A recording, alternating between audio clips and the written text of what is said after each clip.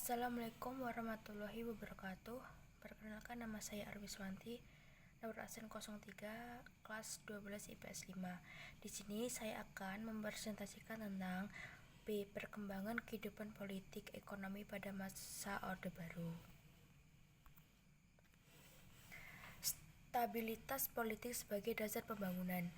Pembentukan Kabinet Pembangunan.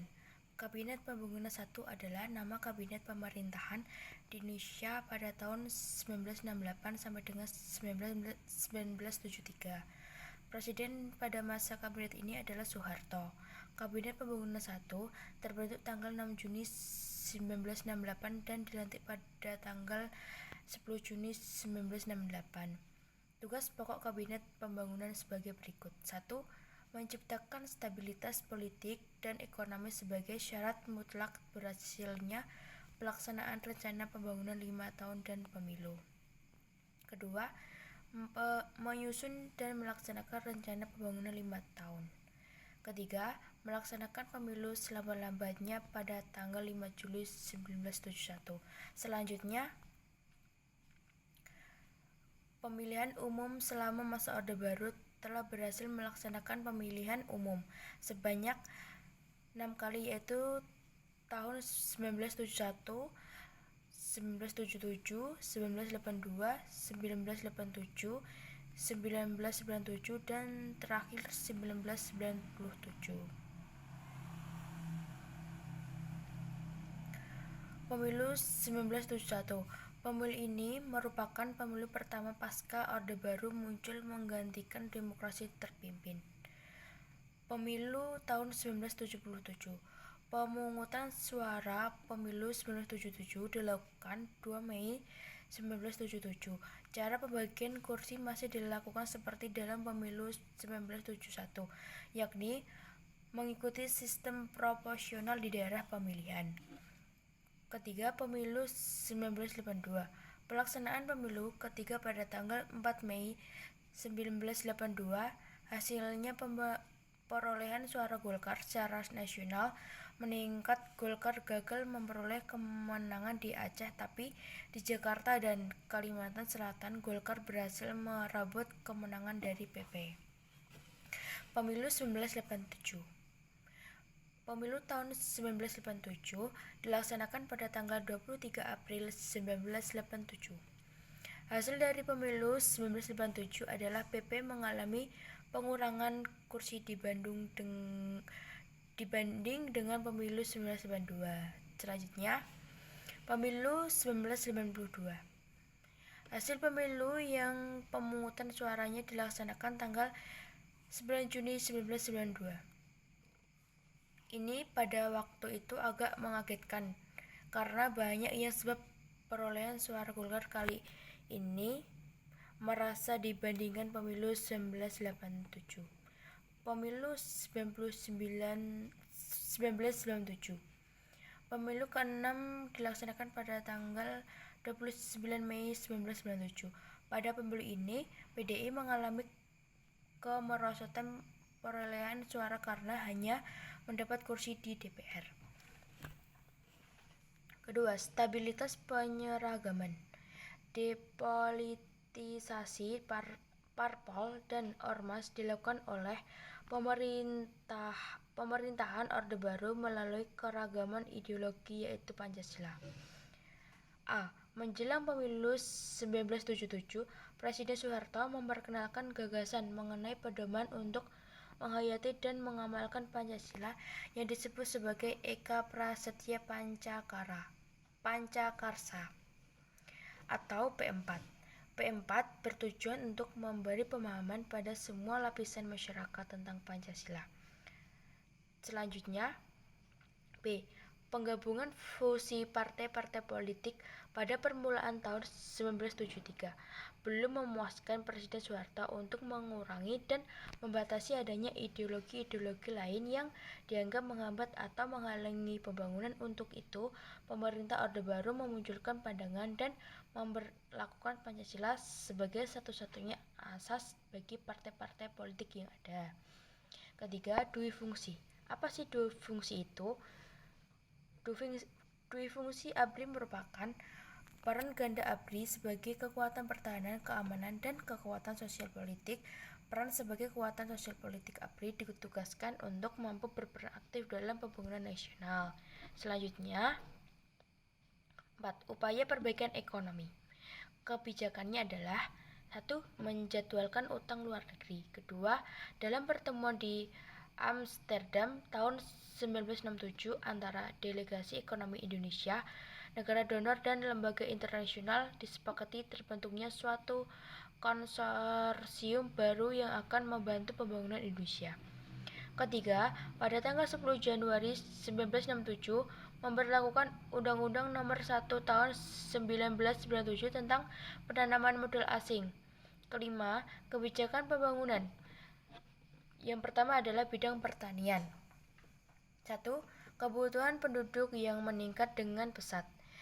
Kedua, tingkat produksi pertanian yang masih sangat rendah. Ketiga, produksi pertanian belum mampu memenuhi seluruh kebutuhan penduduknya.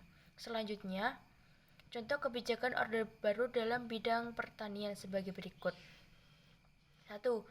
Repelita adalah rencana pembangunan 5 tahun yang menjadi kebijakan dari Presiden Soeharto pada masa Orde Baru untuk meningkatkan pembangunan Indonesia dari segi apa saja, tetapi lebih diutamakan pada pembangunan sektor pertanian. Kedua, revolusi hijau. Apa sih revolusi hijau itu? Revolusi hijau merupakan upaya untuk meningkatkan produksi biji-bijian dari hasil penemuan ilmiah berupa benih unggul baru dari beragam varietas gandum, padi, dan jagung yang membuat hasil panen komoditas tersebut meningkat di negara-negara berkembang. Ketiga, pembangunan irigasi dan produksi. Keempat, Bimas, Inmas, Insus, dan Pancausaha Pertanian. Pada tahun 1964, pemerintah melaksanakan program pembangunan pertanian dengan nama Bimbingan Massal atau Bimas. B. Bidang pendidikan dan kebudayaan. Dalam bidang pendidikan ada 3 program yang dilakukan oleh pemerintah masa Orde Baru. Ketiga program tersebut adalah pembangunan sekolah dasar Impres atau SD Impres, program wajib belajar dan pembukaan kelompok belajar untuk mencerdaskan anak bangsa. Awalnya pemerintah membangun prasarana belajar berupa gedung sekolah melalui Impres nomor 10 tahun 1973 tentang program bantuan pembangunan gedung SD. C. Bidang kesehatan dan keluarga berencana. Pemerintah Orde Baru berupaya mengendalikan jumlah penduduknya, salah satunya dengan memasyarakatkan program keluarga berencana atau yang disebut dengan istilah KB. Kunci sukses KB pada masa Orde Baru adalah terbentuknya perangkat BKKBN mulai dari pusat hingga kabupaten di bawah kendali pemerintah pusat. Selanjutnya, C. Integrasi Timor Timur. Yang pertama, Timor Timur merupakan kawasan yang termasuk dalam gugus Pulau Timor di Nusa Tenggara Timur. Kawasan ini dulunya merupakan daerah jajahan dari bangsa Portugis setelah peristiwa proklamasi kemerdekaan Indonesia dan perundingan laut wilayah Indonesia dengan Belanda. Kawasan Timor Timur tidak masuk sebagai wilayah Republik Indonesia. Hal tersebut dikarenakan wilayah Timor Timur masih berstatus sebagai daerah jajahan Portugis. Kedua, pada tanggal 31 Mei 1976, DPR Timor Timur mengeluarkan petisi yang isinya mendesak pemerintah Republik Indonesia agar secepatnya menerima dan mengesahkan bersatunya rakyat dan wilayah Timor Timur ke dalam negara Republik Indonesia. Atas keinginan bergabung rakyat Timor Timur dan permintaan bantuan yang diajukan pemerintah Indonesia, lalu menerapkan operasi Seroja pada Desember 1975. D. Dampak kebijakan pemerintah Orde Baru. Orde Baru adalah masa pemerintahan Soeharto di Indonesia yang menggantikan Orde Lama pemerintahan Soekarno. Dampak positif dalam bidang politik. Yang pertama adalah pemerintah mampu membangun fondasi yang kuat bagi kekuasaan lembaga kepresidenan yang membuat semakin kuatnya peran negara dalam masyarakat. Kedua, situasi keamanan pada masa Orde Baru relatif aman dan terjaga dengan baik. Ketiga, dilakukan pelaburan partai dimaksudkan agar pemerintah dapat mengontrol parpol. Dan terakhir, keamanan dalam negeri lebih terjamin. Dan dampak negatif dalam bidang politik adalah 1. Pemerintah Orde Baru gagal memberikan pelajaran berdemokrasi yang baik dan benar kepada rakyat Indonesia. Kedua, sistem perwakilan bersifat semu, bahkan hanya dijadikan topeng untuk melanggengkan sebuah kekuasaan secara sepihak. Ketiga, terbentuknya pemerintahan yang bersifat otoriter, dominatif, dan cenderung KKN. Dan terakhir, fungsi ABRI terlalu mengakar masuk ke sandi-sandi kehidupan berbangsa dan bernegara. Dan selanjutnya, dampak positif dalam bidang ekonomi. Pertumbuhan ekonomi yang tinggi karena setiap program pembangunan pemerintah terancana dengan baik dan hasilnya pun dapat terlihat secara konkret. Kedua, Indonesia mengubah status dari negara pengimpor beras terbesar menjadi bangsa yang memenuhi kebutuhan beras sendiri. Ketiga, penurunan angka kemiskinan yang diikuti dengan perbaikan kesejahteraan rakyat. Dan selanjutnya, atau yang terakhir, dampak negatif dalam bidang ekonomi. Perbedaan ekonomi antar daerah dalam masyarakat terasa semakin tajam.